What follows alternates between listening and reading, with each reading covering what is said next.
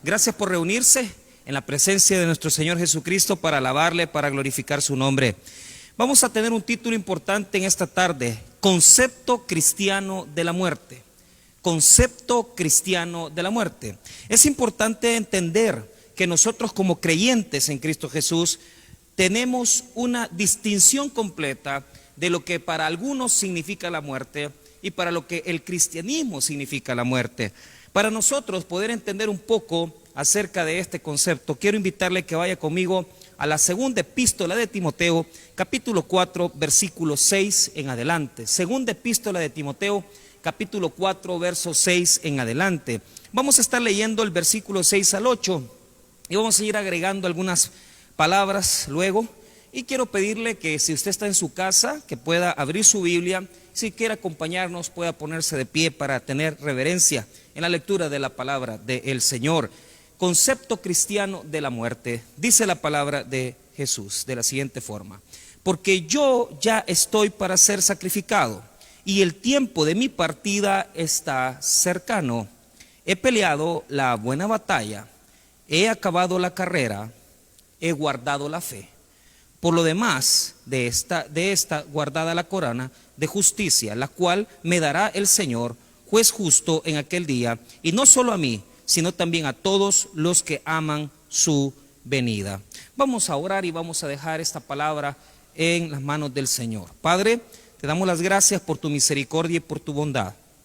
Te pedimos, Señor, que en este día puedas ser tú fortaleciendo los corazones de aquellos que están enfrentando la muerte, de aquellas personas que van en un momento determinado por ese proceso de sanidad de haber perdido a una persona que aman. Y oramos, Señor, para que estas palabras sean como bálsamo para sus vidas. Te damos las gracias. En el nombre de Cristo Jesús, amén y amén. Muy bien, pueden tomar asiento. Fíjese bien. Vamos a hablar primero acerca de algunos conceptos importantes de muerte. Número 2, vamos a hablar del contexto de la epístola. Número 3, vamos a hablar del diccionario de la muerte. El diccionario de la muerte. Y por último, vamos a hablar de los preparativos finales. Los preparativos finales. Muy bien, vamos a hablar un poquito, 3 conceptos así facilitos, 2 posiblemente, acerca de morir. En primer lugar, la muerte biológica es el cese de las funciones vitales del cuerpo. De esta manera, una persona se le considera haber muerto, haber fallecido, cuando sus funciones vitales, cuando su cuerpo deja de operar, deja de funcionar. De esta forma, podemos darle un significado, digamos, de una forma muy práctica acerca de morir.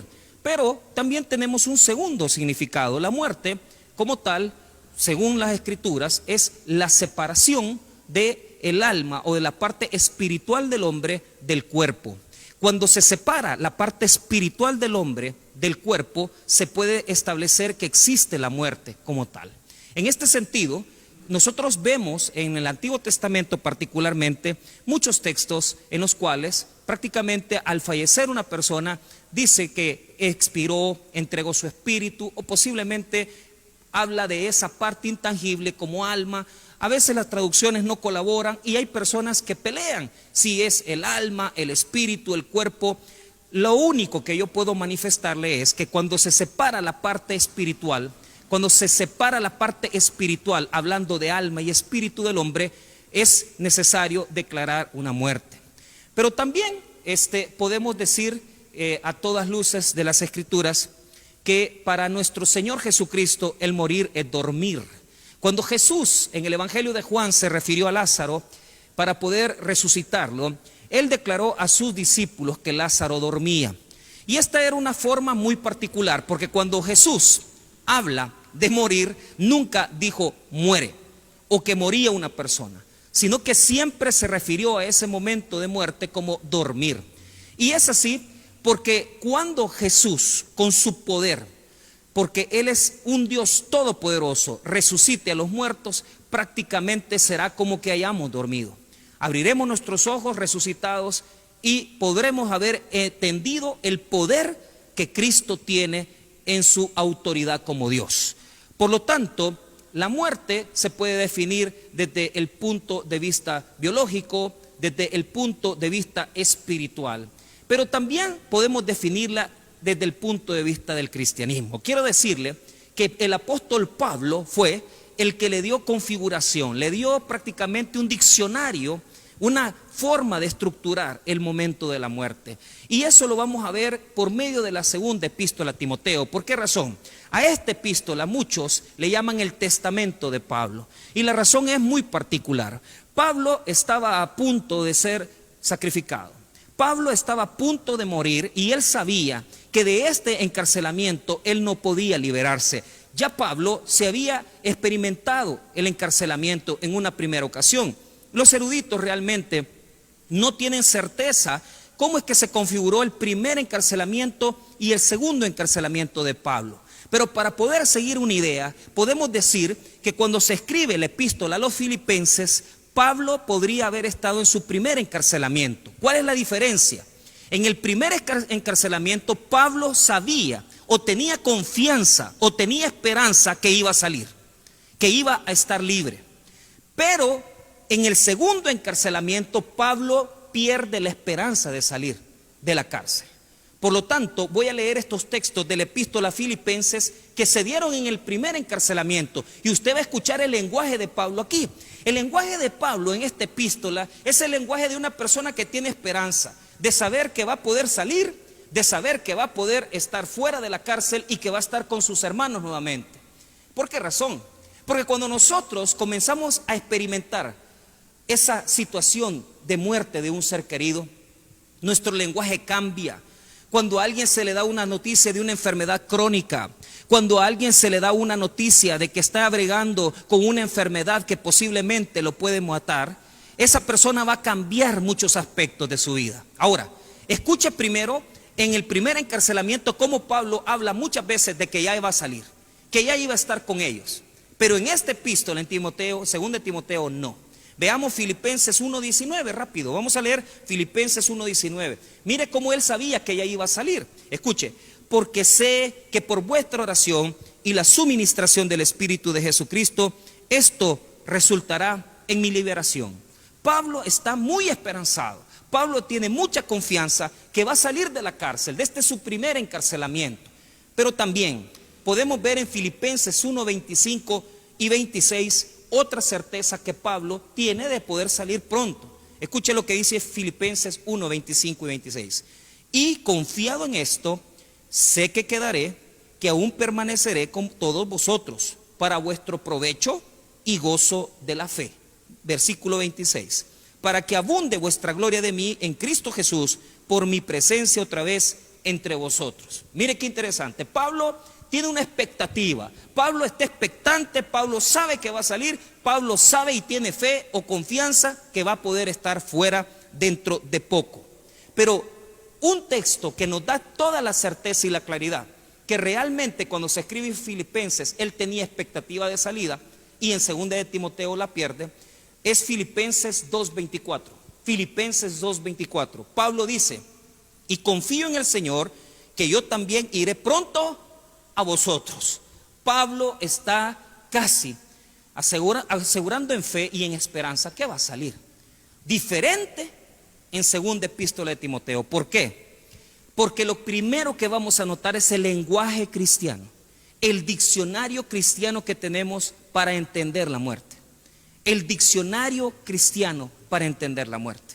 Y mira qué interesante. Pablo nos va a regalar en esta epístola, cuando él está ya a punto de entender que ya no va a poder salir de la cárcel y que lo que va a suceder es que van a asesinarlo, él va a morir sacrificado y por lo tanto él ya no va a poder estar con sus hermanos, él ya no va a poder estar compartiendo con sus hermanos. Y notamos que la primera situación que está en segunda epístola a Timoteo es que él sabe y le pide a Timoteo que lo llegue a visitar con urgencia. Le dice a Timoteo, por favor Timoteo, ven pronto a verme. Eso lo vamos a ver después. Él dice, ven pronto a verme. ¿Por qué? Porque él sabía que estaba a punto de morir, a punto de estar sacrificado, a punto de entender la muerte.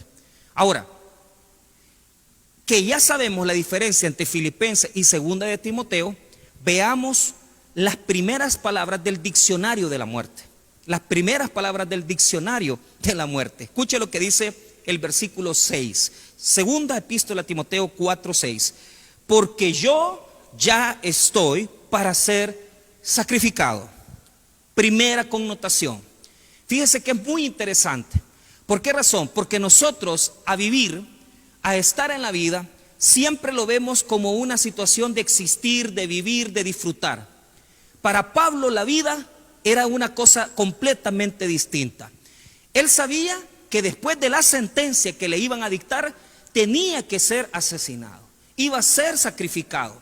Y por lo tanto utiliza una palabra que cuando revisamos el texto griego nos da como resultado que es una palabra que quiere decir espendomai, quiere decir derramar la sangre. Derramar la sangre es algo muy importante. ¿Sabe por qué? Porque hay muchas personas que en lugar de estar derramando su vida, por el Señor, lo que están haciendo es desperdiciando su vida. Esto es algo importante que señalar. No es lo mismo derramar tu sangre para servir a Cristo que derramar tu vida para servirle a los deleites de la vida. Por lo tanto, el mundo puede decir que están existiendo. El mundo puede decir que existes. El mundo puede decir que vives. Pero para un cristiano, la vida es completamente un sacrificio. Porque nosotros sabemos que debemos de invertir nuestra vida en las cosas del Señor. Particularmente, tengo la experiencia de haber recibido a Cristo a la edad de 18 años. Y quiero decirle, hermano, que he tenido muchos momentos muy excelentes de mi vida. Pero los momentos más grandes en los cuales yo puedo gozarme es en los tiempos donde le he servido al Señor. ¿Por qué razón? No es lo mismo una persona que invierte su vida en las cosas banales del mundo, en los vicios del mundo, en las cosas del mundo. Hoy aquella persona que está viviendo para Dios, está sirviendo para Dios. Y por lo tanto esto nos da la primera diferencia. La palabra espendomai quiere decir derramar.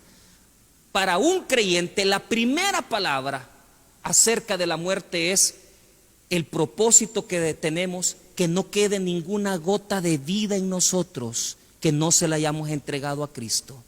La última gota, hasta el último momento de tu vida, tú tienes que proponerte el servirle a Cristo. Si tu vida no tiene servicio al Señor, es una vida vacía. Si en tu vida no hay servicio para el Señor, es una vida sin sentido. Si en tu vida no tienes servicio para tu Señor, prácticamente estás existiendo, pero no estás invirtiendo tu vida en las cosas de Dios. Quiero recordarte dos personas en mi vida que marcaron prácticamente una etapa de mi ministerio. Personas que derramaron su vida. Primero, quiero recordar a nuestra hermana Lea.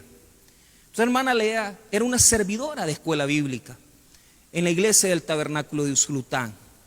Y yo recuerdo, hermano, un esfuerzo de nuestra hermana en su servicio con los niños. Y constantemente, cuando ella se reunía conmigo, me decía los planes, la planificación, cómo tenía que ser esta capacitación de los nuevos maestros. Y fue muy duro para nosotros darnos cuenta que comenzó un proceso de una enfermedad crónica. Y yo recuerdo haber visitado a la hermana en el Hospital Rosales. Ya prácticamente ella había bregado con esta enfermedad ya por un periodo de tiempo. Y yo hablé con ella. Y ella me decía: pastor, yo quiero estar bien otra vez. Pero su único anhelo era estar con los niños. Ella tenía un problema en una de sus piernas y tenía que subir las gradas, caminar, subir las gradas para llegar donde estaban los niños, darles clase, estar con los maestros. Prácticamente, hermano, la enfermedad la hizo perder la vida. Murió. Pero ¿sabe qué recuerdo? Fíjese que ese aviso me lo dieron un domingo por la mañana. Y yo tengo una experiencia en mi vida. Cada vez que buenos servidores que han colaborado conmigo, guerreros del Señor, soldados de Cristo han muerto, se han muerto el día domingo por la mañana. Y yo siempre he dicho eso. Lo primero que me dijeron, me hablaron muy temprano por la mañana, no recuerdo si fue su hija Karen o fue otra persona, me dijeron, la hermana Lea ha muerto. Y yo inmediatamente yo dije, nuestra hermana Lea, no me cabe la menor duda que está sirviéndole al Señor este día domingo en la presencia de Cristo. Claro, para muchos de ustedes eso dirá, eso es imposible. Hermanos, murió un día domingo temprano. ¿Sabe por qué? Porque los servidores de Dios sirven hasta la última gota de su vida. Los servidores de Dios servimos hasta el último momento que Dios nos presta aliento. Es lamentable que hayan hermanos, que hayan personas que tomen las cosas del Señor como que fuera un compromiso con el hombre. Esto no es un compromiso con el hombre, es un derramamiento de tu vida, es un derramamiento de tu vida, es entregarte por completo a Él, sin reserva alguna. Después de eso, le pusimos al ministerio de capacitaciones de la iglesia, Ministerio Lea, en honor a nuestra servidora que había por tantos años servido al Señor, educando niños y educando maestros para el buen servicio de la escuela bíblica. Derramó su vida. De igual manera recuerdo al hermano José Isabel, un servidor que domingo a domingo, neciamente, un hombre con diabetes, tenía cierto apoyo económico, él había sido una persona que había trabajado mucho en su vida. Pero escuche bien, de repente las piernas se le enllagaban. Yo recuerdo que muchas veces terminaba el culto de las 9 de la mañana en la iglesia y yo bajaba por el altar y de repente el hermano me venía y me decía, pastor, voy a ir a ganar almas para mi Señor. Pero no sé por qué, pero me enseñaba, de repente me levantaba el pantalón y yo no sé qué es lo que él se ponía, pero yo creo que era sábila. Y cuando se levantaba su pantalón, yo veía cómo se había puesto esa situación de sábila en donde él tenía enllagadas sus piernas. Y yo le decía al hermano Isabel, mejor vaya a su casa, vaya a descansar. Imagínense yo terminando el culto y mandando a descansar un soldado, mandando a descansar a un soldado de Cristo. ¿Sabe qué me decía el hermano? Jamás. Vamos a ir a ganar almas, vamos a ir a servir al Señor y vamos a servir. Escuche bien, también murió un día domingo. Me avisaron temprano y fue una muerte bien práctica, algo que yo no podría creerlo. Él era un hombre ya de edad, pero estaba sano. Y de repente se acostó a dormir en la noche, ya en la mañana no se levantaba, ya no se levantó. Falleció y se fue a la presencia del Señor. Tenía poco tiempo de haber muerto porque cuando tocaron el cuerpo todavía estaba caliente. ¿Sabe por qué? Se fue un día domingo a servirle al Señor, pero a su presencia. José Isabel sirvió hasta la última gota a Jesucristo. José Isabel sirvió hasta la última gota a Jesucristo. ¿Y qué podemos decir de nuestro pastor Wilber Calderón, de nuestro pastor fundador también? Hombres que dedicaron su vida a sus iglesias y sirvieron hasta el último momento. A veces con quebrantamientos en sus riñones, el pastor Wilber venía al altar y luchó hasta el último día. ¿Y qué podemos decir de nuestro pastor fundador?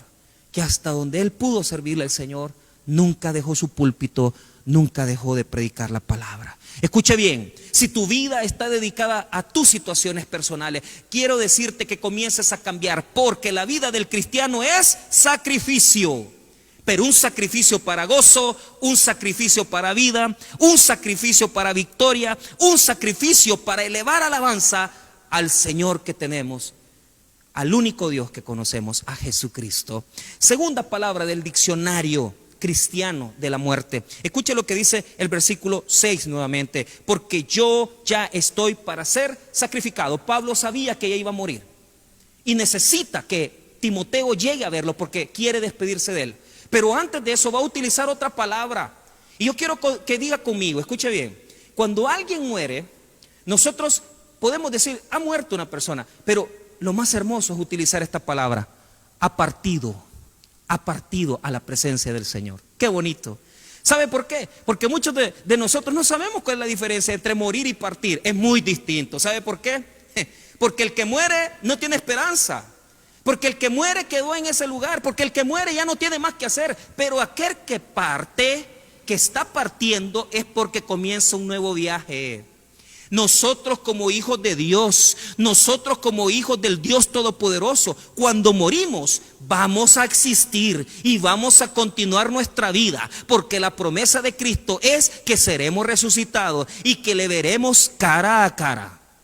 Escuche lo que dice Pablo en el verso 6. Y el tiempo de mi partida, diga conmigo, partida, está cercano. Pablo sabía que estaba a punto de morir. Esto le pasa a muchos que tienen enfermedades crónicas y que saben que van a morir dentro de poco. Y yo le invito a que si usted está experimentando una enfermedad crónica, una enfermedad dura, insuficiencia renal, cáncer, partida, la partida, es una partida. Y fíjese bien, cuando comenzamos a revisar esta palabra en el texto griego, nosotros encontramos que es la palabra análisis o análisis, como se quiera explicar. Es bien difícil, a veces queremos ser muy técnicos en las pronunciaciones y no se puede. Pero usted dirá, y pastor, ¿y esa palabra qué significa? Escuche bien, buscando, investigando esta palabra, partida, en el texto griego, he encontrado prácticamente 4 significados diferentes, 4 formas en que los griegos lo ocupaban, 4 maneras en que los griegos lo ocupaban. Yo no sé cómo ustedes la van a ocupar. Yo lo único que le puedo decir es que ocúpela de la manera que a usted le convenga. ¿Por qué razón? Porque para unos la partida es este primer significado. Escuche bien, se utilizaba la palabra análisis o análisis para poder decirle a los jornaleros que le quitaran el yugo a los animales que trabajaban en el campo. Cuando se desenyugaba, cuando se le quitaba el yugo a una bestia, quería decir esa palabra, partir en griego, y quería decir quitarle el yugo porque tenía que descansar. Mire bien, para mucha gente que su vida ha sido trabajar, para mucha gente que su enfermedad es tan dura, es tan difícil, y yo estoy claro y estoy muy certero en un punto, que hay gente en este momento que la situación que está viviendo de enfermedad es tan dolorosa, y ellos lo primero que dicen es, pastor, ya quiero descansar,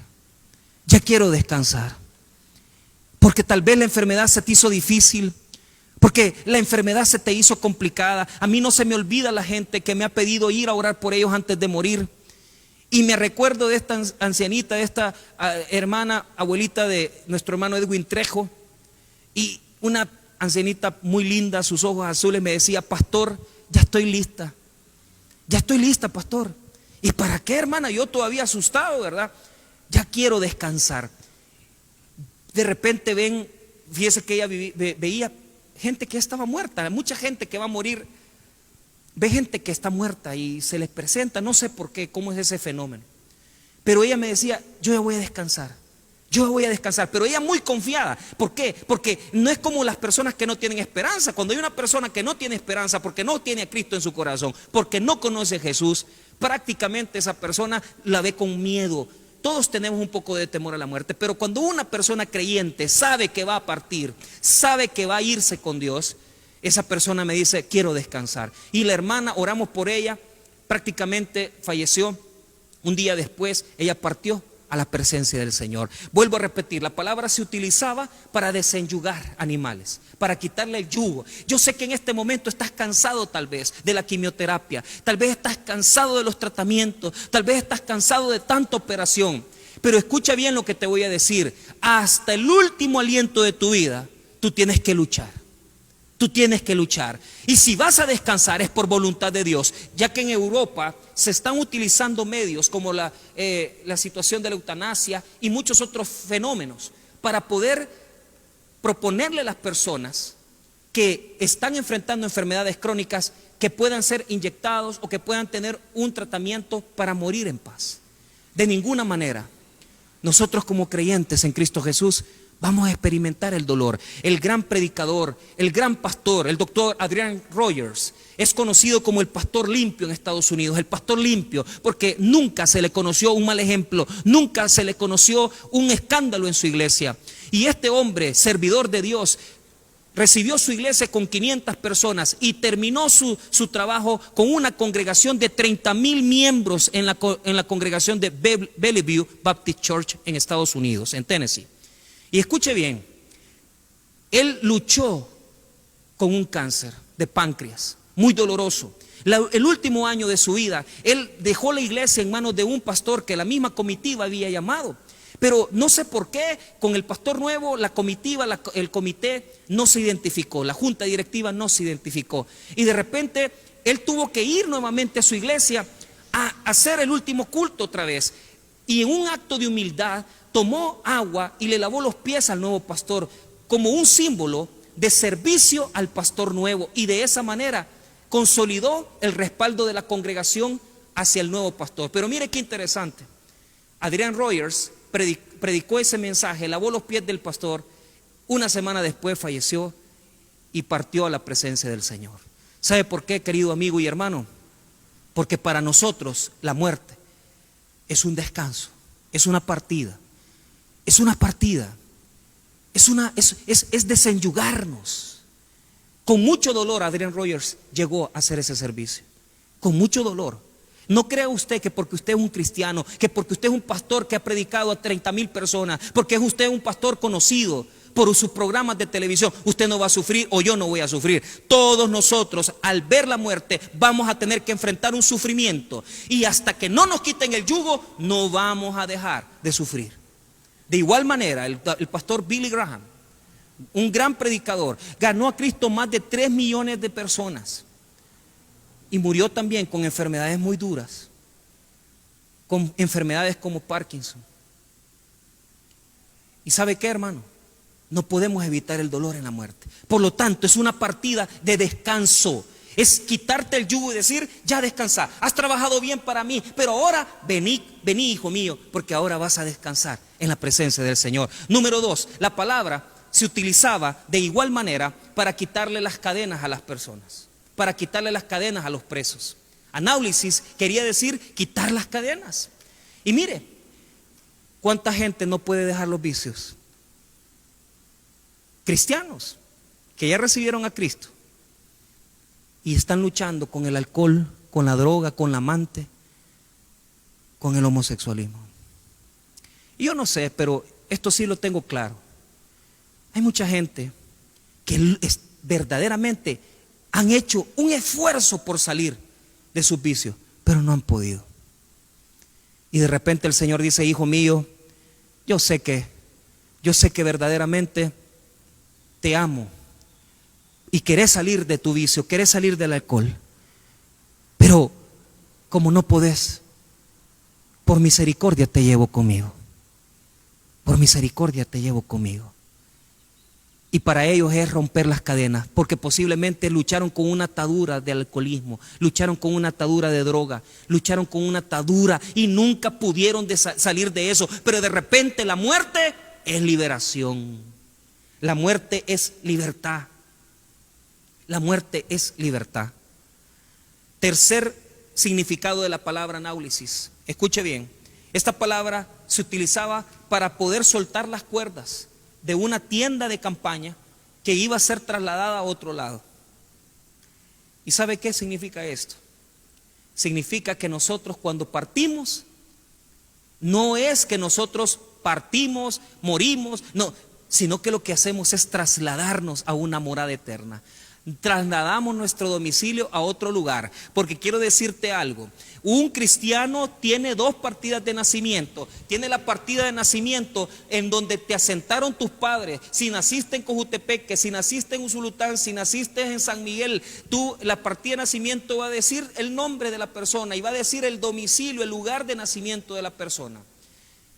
Pero cuando nosotros recibimos a Cristo, recibimos un nuevo nacimiento y somos nueva criatura. Y ese día volviste a nacer, porque ya la naturaleza antigua ya no la tienes, sino que tienes la naturaleza nueva de Cristo Jesús. Y dice la palabra que cuando tú te arrepientes de tus pecados y cuando vienes a Jesucristo como tu Salvador, prácticamente naces de nuevo y recibes un nuevo nacimiento. Y es ahí cuando se da la segunda partida de nacimiento. Hay 2 fechas que tú tienes que poder recordar: la fecha de tu nacimiento físico y la fecha de tu nacimiento espiritual, porque desde que nosotros nacimos a Cristo no somos iguales. Por lo tanto, queridos amigos y hermanos, en este momento tú tienes un domicilio en este mundo, tienes un domicilio en El Salvador, tienes un domicilio en Estados Unidos, Tienes un domicilio en cualquier parte del mundo, pero yo quiero decirte una verdad. Ese domicilio es temporal, porque tu domicilio eterno es el cielo con Cristo Jesús. Y ese es tu domicilio final.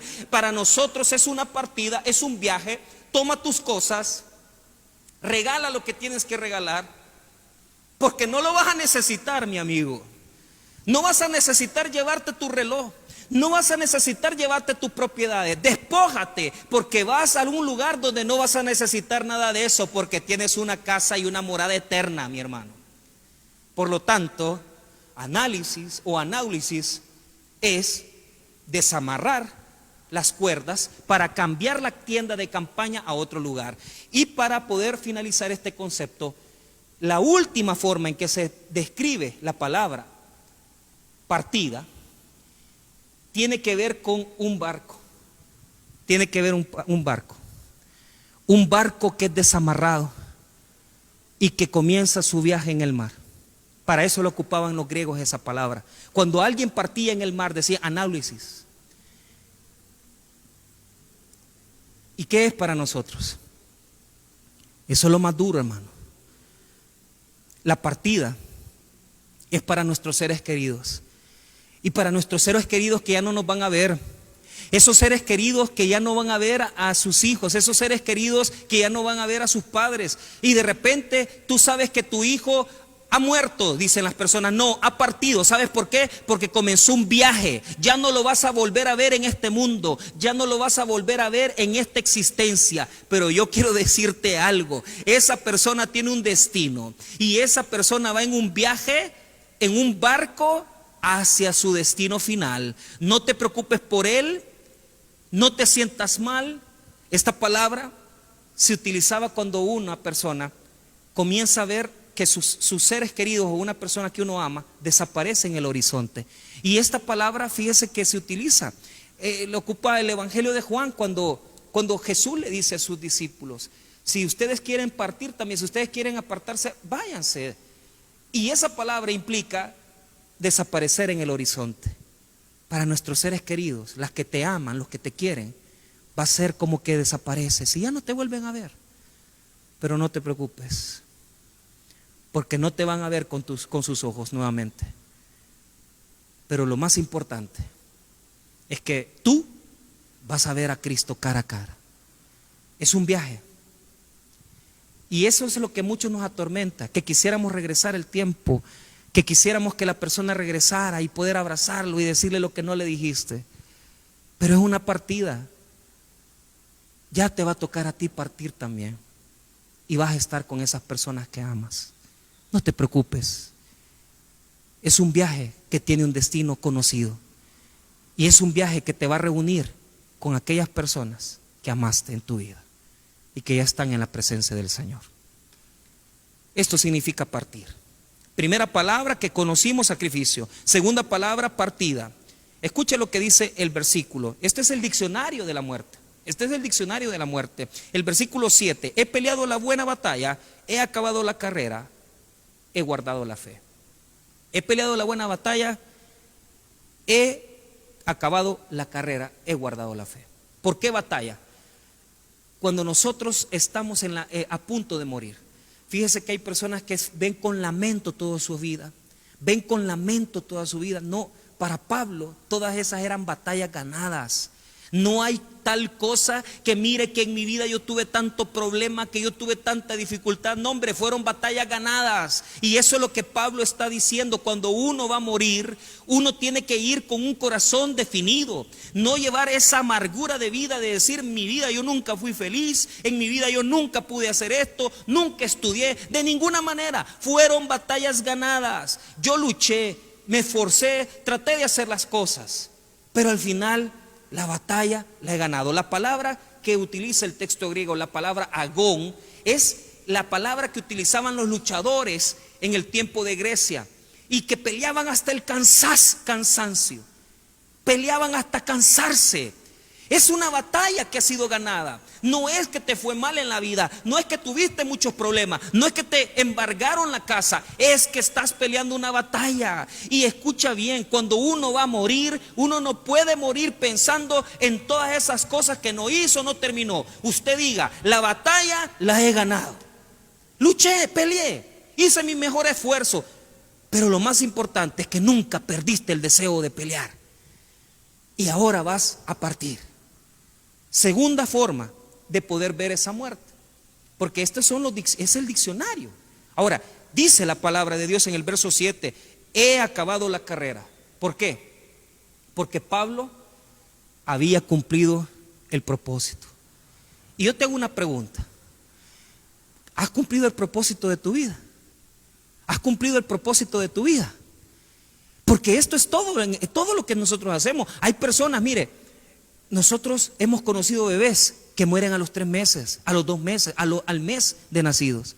Y usted dice, es que este niño, no sé por qué nació, porque traía un propósito. ¿Y qué propósito puede tener un bebé de 2 meses? Reconciliar la pareja,